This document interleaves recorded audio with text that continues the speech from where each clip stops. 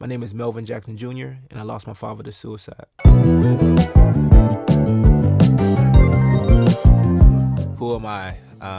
Melvin Jackson Jr. from Washington, D.C., actor, producer, writer, director, Emmy nominated for this Eddie Murphy role is Mine, Not Yours. Also, may have known me from HBO show The Wire, CW's Everybody Hates Chris, and the BET's New Edition story.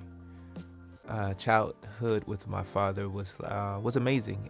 He was a hard worker. He had multiple jobs, and he was good at all of them. It was just interesting to see, the dynamics of what it took to be, a father, and what it took to be a husband, in the sense of, working and providing for your family. My father's personality was very outgoing. He was the life of the party. He was a great cook.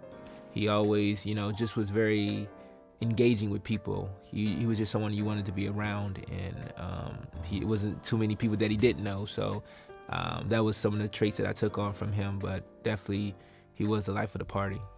It was a time where I guess I was frustrated, and I was ready to leave the house, and he was kind of like, where are you gonna go? And I said, I don't know, I don't care. And so I remember him consoling me, and it's like, I love you, I don't want you to leave. And I think that was the moment where, me and him kind of finally stopped bumping heads, and we understood one another. Sometimes as a man, you don't hear I love you enough from your father. And so I think that was the moment where I actually heard him say it, and I felt it. I didn't really know about anything my father was dealing with in regards, depression or emotional life, until, after the situation. We talked about everything, but as far as feeling depressed or anything like that, I never got that from him. He was staying at my grandparents' home, and that was a lot for him because both my grandparents passed away there, and he was very close to them. And so he was dealing with the loss of first my grandfather and then my grandmother, and so that was really hard for him. And then, with the kind of the breakup of him and his girlfriend they were dealing with, that was another thing. And then he got a DUI, and so he was worried about losing his job. And so I think all that, one after another, just kind of was too much for him to handle. I had just talked to him, like I said, hours before he told me about the DUI. Then I said, I love you. He said, I love you back. And he actually didn't mean to call me. He actually called me by accident. So that was, by chance that I got to talk to him the last time. And so I went off to church thinking, like any other Sunday, it would be fine. I'll talk to him later. And then I get a phone call after church is over. And I almost just left church before, it's kind of, but I hung around for a little bit. Something in my spirit was just like said, hang around.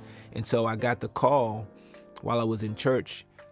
Church was over, and my cousin said, hey, you heard about your father? And I'm thinking, like, well, he got a DUI. And he's like, no, he shot himself. And I'm like, what do you mean? Like, was truly a moment of shock. So I started like immediately crying, and a lady came over to me and asked me what was going on, and told her. And next thing I know, I had about 20 so people praying around me and over me. I remember going outside and just sitting and waiting, just talking to everybody, and everyone's consoling me and just being there. And I get the call and said that he's actually gone now. So it's like I was mourning all over again. And everybody from the church came to my aid. And so one person took my car. Everybody else went to my house, and my friends and family stopped what they were doing. And my friends came over, cooked for me, and was just there for me. And I think in that moment that was truly healing for me, because that moment, that's not a time you need to be alone, but that was a moment where I saw that my friends were truly my family, and they came to my aid. And it was an eye-opener, and it was so amazing, because I never had no one do that for me in that aspect, and even my family. So just to have that in that moment, and just see my friends come together for me, that was, I'm forever indebted to that. Since the suicide of my father, I honored him by continuing to talk about it. I feel like it's something definitely in the African American community that we don't talk about enough. Depression and suicidal thoughts, and having these moments of weakness where they feel like, if I'm supposed to be a man, I'm not supposed to feel this weak. And it's not true. We're all human. And so for me, I constantly tell the story of my father, because it's healing for me, and it's also healing for someone who's going through it or has gone through it. So I constantly try to, bring light to the situation, bring awareness to it, to where people understand like it's okay to feel this way, but get help. Tell someone, don't just go about your day and thinking that it's gonna go away, because sometimes it doesn't. When you're in that dark pit, it's sometimes very hard to get out when you're in it by yourself. But when you include others, then they help and pull you out of it. I think that the healing process happened when, my friends being around me constantly talking about it, me being an advocate for it, me, just constantly speaking it out and getting what it is that I'm feeling out. And I think that was a healing process. And also, with me having the support of my wife at the time, like that was healed me in a way that I didn't expect it to. And I always was recommend people go, talk to their therapist or someone who can help them through it.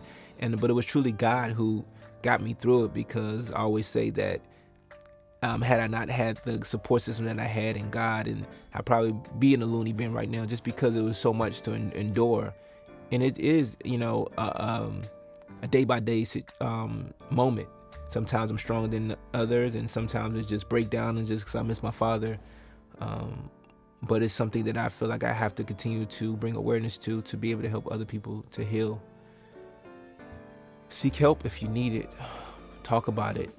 Be an advocate for it. Allow someone to heal through your process, because I think that sometimes when you're able to speak about what it is that you're going through, it makes the other person who's going through that feel less lonely. Some people don't look at the signs they're given, in the sense of someone's thinking about committing suicide or depressed, and sometimes they bypass those things being said to them as either not serious or taking it very lightly. It was moments where my father said certain things to someone, and it was taken lightly, not thinking that he would actually take his life. I didn't know where his mindset was, because we talked that day hours before he took his life. So I was kind of thrown aback as far as how I didn't know that he was going through what he was going through in that moment of even feeling that taking his life was the answer. It's one of those things that's important to take things that people say to heart and challenge them on it. If this is really what you're feeling, let's get them help, because we will get warning signs and we will have the opportunity to help this person, but we don't take it as serious as it should be, because we're like, oh, they're just joking, they're just saying this. No, people are really taking their lives, and we have to take what they say serious. We have to bring attention to it, and we have to not be so when it comes to men, stop being so manly and getting in our ego and saying there's nothing wrong with us. It's not. And when we're crying over a woman for another guy to be like, man, stop being a punk, stop doing this, stop doing that. It's like, let this person express their feelings and be okay with it, because I feel like definitely in the Black community, men are not taught to be emotional.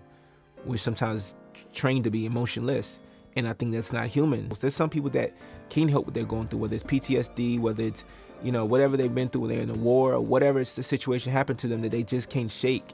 It's sometimes bigger than just, all right, let's be here to support. It's like, no, we have to get continual help, whether it be through a therapist, prayer, whatever. I feel like we have to continue to hit this thing head on, or there's going to be more situations and more people losing their lives or taking their lives to something that could be prevented.